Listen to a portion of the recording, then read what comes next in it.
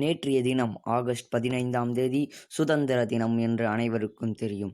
இந்த சுதந்திர தினம் மிகவும் மகிழ்ச்சியாக தொடங்கிய நிலையில் இறுதியில் அனைவருக்கும் சோகமாக முடியுமாறு 2 தகவல் வந்தது.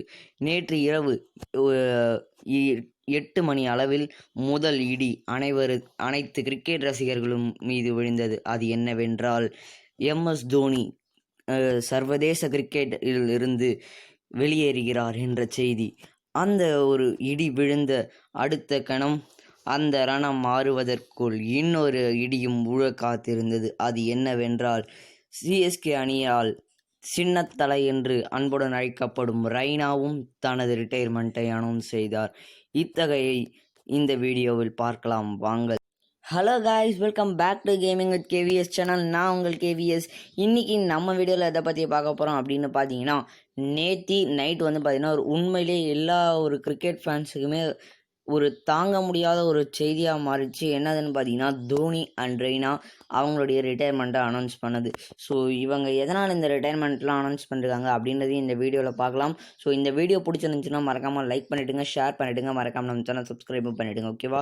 So main reason, so Dhoni ஏன் ரிட்டையர் ஆனாருன்னு தெரிஞ்சாலே போதும், ரெய்னாவுக்கு அதுலேருந்தே தான் வரும்.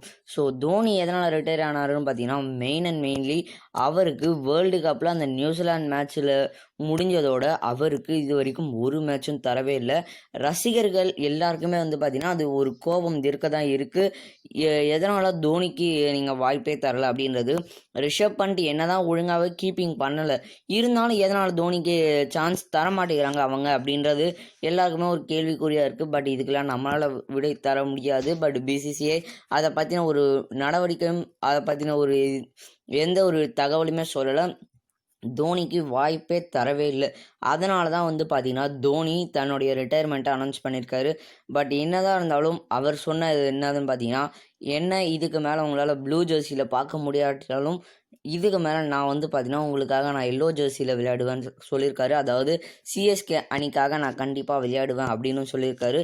ஸோ இந்த வீடியோவோட கடைசியில் பார்த்தீங்கன்னா அவர் அந்த CSKவோட சேர்ப்பாக் கிரவுண்டில் அவர் வந்திருக்க ஒரு ப்ராக்டிஸ் மேட்ச்சுக்கு வந்திருக்க ஒரு வீடியோவும் நான் உங்களுக்காக போடுறேன். ஸோ ஓகேவா கைஸ்? ஸோ இப்போ பார்த்தீங்கன்னா இவருடைய ரிட்டையர்மெண்ட் அனௌன்ஸ் பண்ண அப்புறம் இவரை தான் எல்லாருமே திரும்பி பார்க்குற அளவுக்கு ஆக்கியிருக்காரு. ஸோ இப்போ மெயினாக இவரை பற்றினது என்ன பார்க்க போகிறோன்னு பார்த்தீங்கன்னா, ஆஸ் அ கேப்டனாக இவர் என்னென்ன செஞ்சுருக்காரு, அதாவது இவருடைய அச்சீவ்மெண்ட்ஸ் ஆஸ் அ கேப்டன் என்னென்ன அப்படின்றது தான் இந்த வீடியோவில் இப்போ பார்க்க போகிறோம். ஸோ ஓகே, ரெய்னா எதனால் ரிட்டையர் ஆகிட்டார் அப்படின்னு கேட்டிங்கன்னா, தோனியும் ரெய்னாவும் இருக்க அளவுக்கு யாராலையுமே ஒரு பெஸ்ட் ஃப்ரெண்ட்ஸ் இருக்கவே முடியாது.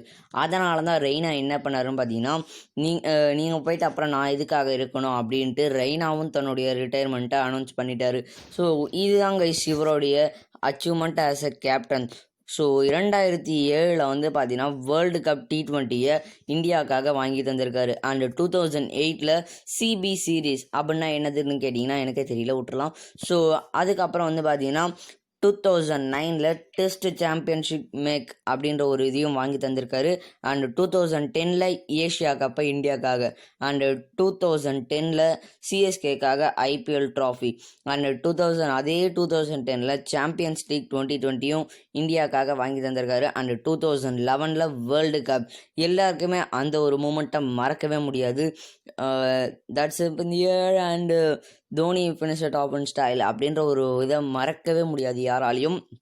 அண்ட் அதே 2011 IPL trophy, and 2013 champions trophy, 14 மறுபடியும் champions league 2020, and 16 Asia cup, and 18 IPL trophy. நான் பார்த்தீங்கன்னா ஒரு விராட் கோலி ஃபேன். ஸோ யாராவது விராட்டை பற்றி தப்பாக பேசினாலும் நான் பார்த்தீங்கன்னா தோனியை பற்றியும் பேசுவேன். ஆனால் நேற்று இவர் ரிட்டையர்மெண்ட் அனௌன்ஸ் பண்ணதுலேருந்து அவரை பற்றினது எதுவுமே தப்பாக பேசக்கூடாதுன்ற மாதிரி தான் எனக்கு தெரியுது.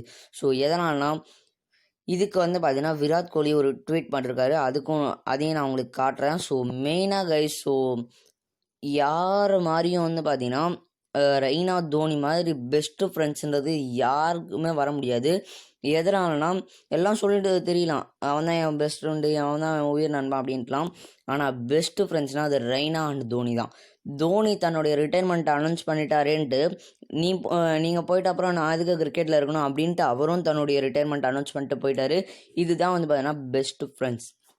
ஸோ அடுத்து வந்து பார்த்தீங்கன்னா விராட் கோலியோட அந்த ட்வீட்டை பார்த்துடலாம் வாங்க.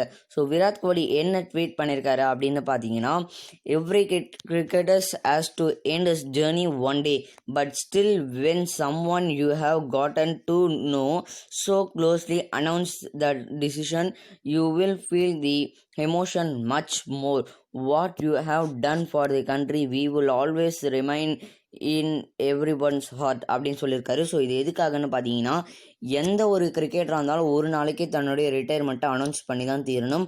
இருந்தாலும் வந்து பார்த்தீங்கன்னா, நீங்கள் யாராவது ஒருத்தர் நம்மக்கிட்ட ரொம்ப க்ளோஸாக பழகினவங்க தன்னுடைய ரிட்டையர்மெண்ட்டை அனௌன்ஸ் பண்ணாக்கா நம்மளுடைய எமோஷன்ஸ் வந்து பார்த்தீங்கன்னா நம்மளால் கண்ட்ரோல் பண்ண முடியாது, ரொம்பவே அதிகமாகிடும்.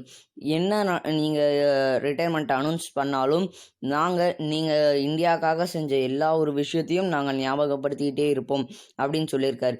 ஸோ அடுத்தது வந்து பார்த்தீங்கன்னா நம்ம சுரேஷ் ரெய்னா போட்ட அந்த ட்வீட்டை பற்றி கொஞ்சம் பார்க்கலாம். ஏன்னா ஒரு பெஸ்ட் ஃப்ரெண்டாக இருக்கவரோ ஒரு ட்வீட் பண்ணியிருக்காரு. ஸோ அதையும் நம்ம பார்த்துடலாம் வாங்க. Lovely playing with Mahi with you my lovely playing with Mahi with my heart full of pride I choose to join you in this journey thank you India Jai Hind அப்படின்னு சொல்லியிருக்காரு. ஸோ இது என்ன மீனிங்கோட சொல்கிறேன். ஓகே, இப்போ வந்து பார்த்தீங்கன்னா சுரேஷ் ரெய்னா என்ன சொல்லியிருக்காருன்னு பார்த்தீங்கன்னா, தோனி கூட விளையாடுற அளவுக்கு யார் கூடயும் நான் விளையாடல, என்னுடைய மனசு ஃபுல்லாகவே தோனி தான் இருக்கார். நானும் வந்து பார்த்தீங்கன்னா நீங்கள் போன அந்த ஜேர்னியில் நானும் உங்களை வந்து ஜாயின் பண்ணிக்கிறேன். அதாவது நீங்கள் ரிட்டையர்மெண்ட் அனௌன்ஸ் பண்ண அதே ஜேர்னியில் நானும் வந்து ஜாயின் பண்ணிக்கிறேன் அப்புறம் சொல்லிட்டு தேங்க்யூன்னு சொல்லிட்டாரு. ஜெய் ஹிந்த். அது எதுக்குன்னு பார்த்தீங்கன்னா நேற்று independence day. So independence day ரொம்பவே சந்தோஷமாக ஆரம்பிச்சது, பட் எண்டிங் தான் ரொம்பவே சோகமாக முடிகிற அளவுக்கு ஆயிடுச்சு. ஸோ ஓகே, இதை பற்றி இதுக்கு மேலே நம்மளால் எதுவும் சொல்ல முடியாது. ஏன்னா நான் ஒரு விராட் கோலி ஃபேன், எனக்கே இவ்வளோ ஃபீல் இருக்குன்னா ஒரு உண்மையான தோனி ஃபேன்ஸுக்கு எப்படி இருக்கும்னு நீங்களே யோசிச்சு பாருங்கள். ஏன்னா ஒவ்வொரு தோனி ஃபேன்ஸும் இப்படி தான் இருக்கணும். ஸோ அது மட்டும் இல்லாமல் எல்லாருக்குமே தெரியும்னு நினைக்கிறேன், அந்த தோனி ஃபேன்ஸ் சரவணன் அப்படின்னு ஒருத்தர் இருப்பார். ஸோ அவருடைய வீடியோவும் ஒன்று வந்தது, செம்மையாக இருந்துச்சு, என்னால் கேட்கவே முடியாது.